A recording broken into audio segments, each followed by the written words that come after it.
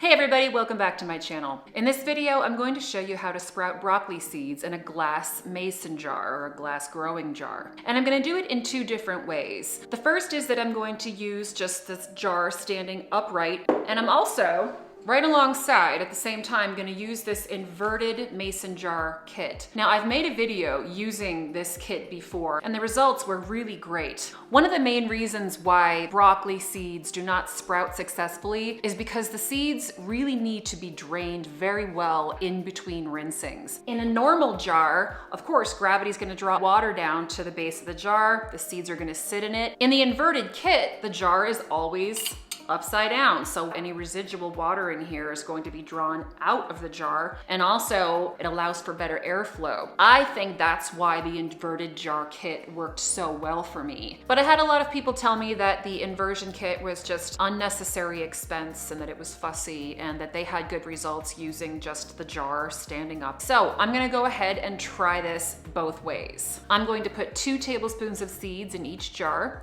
cover the seeds with room temperature filtered water, and then let them soak on the countertop for 5 hours. A lot of people say you have to keep seeds in the dark in order for them to germinate properly, but I've never had to do that. I've had great results just leaving them on the countertop out of direct sunlight in normal day-to-day light. And then in 5 hours, we'll come back and drain them and let them sit overnight. And tomorrow we'll start the rinsing and draining process.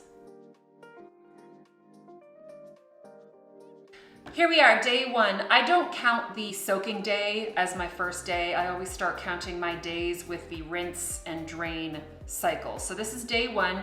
I did make a change in the soak time last night. Some people soak for 4 hours, some people soak for 12 hours. I decided to soak these seeds for 12 hours. I already know what happens when I soak for 5. It's very successful. Using the inversion kit, at least, is very successful. So now we'll see what happens when I soak for 12 hours. So I soaked these overnight, woke up this morning, drained that soaking water off. The seeds still look pretty much like they did yesterday, except that a few of them have shed their hulls and they are white now. So the hull has already fallen off because the seed has absorbed some water and it wriggled its way out of that hull. I did notice the inverted jar, it's really pretty dry. And in the bottom of the jar that I'm leaving upright, I really tried to drain this. I shook it over the sink quite a bit, and there's still water floating around down on the bottom there.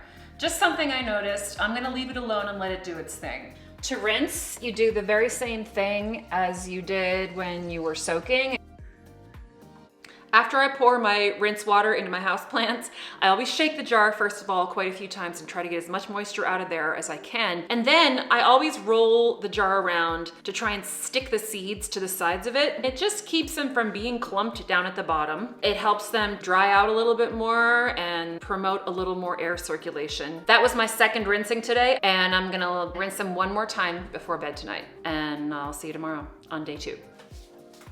Hey everybody, so it's the evening of day 2 and the seeds look pretty much the same as they did on day 1. There are more of the little white seeds exposed now. I rinsed and drained them 3 times today. We should see some changes in between day 2 and day 3. That's when things really start to kind of pick up. I'll see you tomorrow. It's day 3 and both jars look really good. The sprouts are actually starting to take some real shape now. You can see the ends of the tails. This is the point at which you may see some little fuzzy things coming off of your sprouts. That is not mold, it's not a bad thing. That's just the sprout reaching out for water, which means that they're active and they're good and they're seeking out moisture. I also do notice that there's a little bit of a thunk to these today. Broccoli sprouts contain sulforaphane, so there is going to be a slightly sulfuric smell. You'll know the difference sort of instinctively between whether or not your sprouts are just getting a little funky with that sulforaphane smell or if they've gone south. If you've sprouted before, you know what I'm talking about. If you haven't, just sort of trust your gut, okay? A little bit funky, but not bad. Hey everybody, it's day 4 and sorry for the look of this video. Things have been a little nuts today because in addition to shooting this broccoli sprout video, I got monetized today.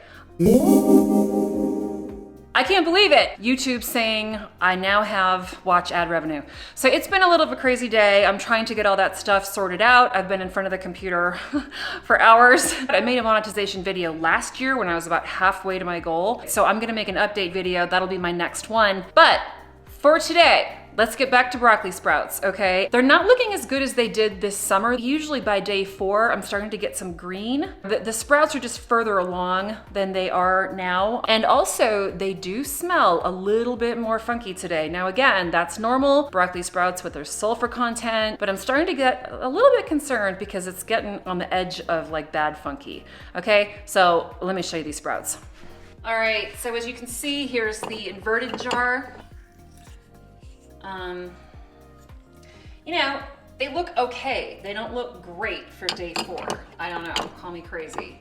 And here's the jar that's been standing up. They are sprouting. I don't want to make it seem like this is, you know, wholly unsuccessful, but they're just not sprouting as well as they did this summer, which I shouldn't expect really because again, it's drier in the summer, different conditions. This is the state that we're in today, and I will check back in with you tomorrow on day 5.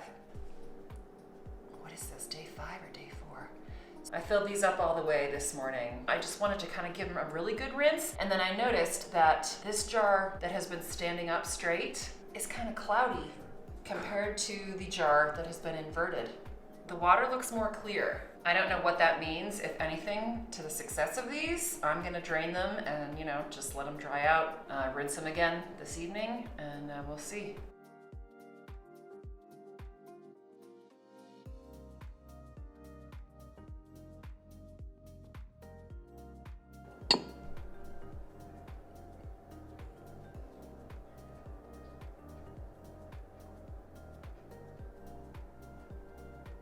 Okay, it's day 6. I'm trying really hard to watch the Pittsburgh Steelers game, but you can't watch football normally anymore on television, and I've been wrestling with apps for like 3 hours, and I'm just done with it. Let's talk about broccoli sprouts. This experiment is done, and there's a definite result. As you could see in the beginning of this video, the inverted jar, which is in my left hand here, wound up doing a lot better than the jar that was standing up. There is about 3 inches of empty space here at the top of the jar that was upright that is just not full of seeds. This jar that was inverted is completely packed full. I did put these in the window this morning, so they are greened up a little bit. They look great. I mean, the sprouts look good in each jar, but clearly the inverted jar sprouted more and I think just had a noticeably better result. The other thing I noticed too is that the jar that was inverted,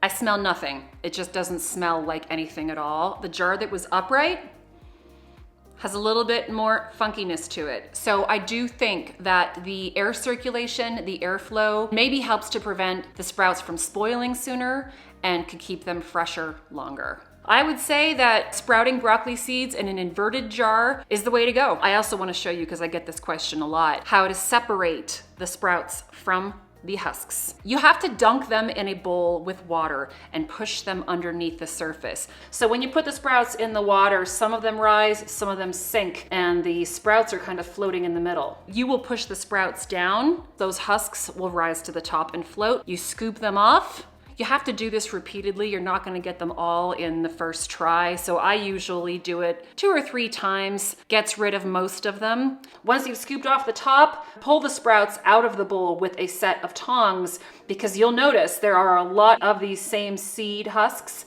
that have settled down to the bottom of the bowl.